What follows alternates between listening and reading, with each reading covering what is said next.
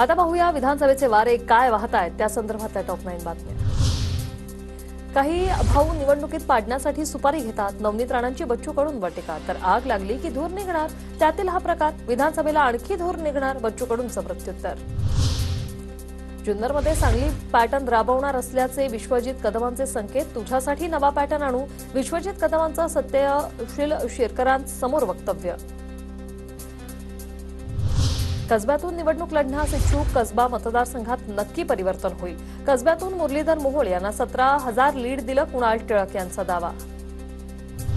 दक्षिण नागपूरमध्ये ठाकरे गटाकडून निवडणुकीची तयारी सुरू, ठाकरे गटाचे जिल्हा प्रमुख प्रमोद मानमोडे यांच्याकडून तयारी सुरू, तर शहरात आम्ही एक जागा मागणार, प्रमोद मानमोडेंचं वक्तव्य।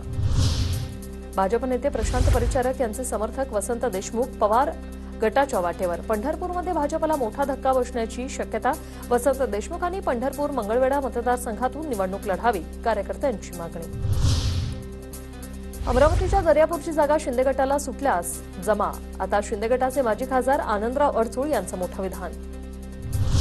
चंद्रपुरात मनसे उमेदवार मनदीप रोडे यांच्या प्रचाराचा शुभारंभ, महाकाली देवीच्या मंदिरात आशीर्वाद घेत प्रचाराला सुरुवात।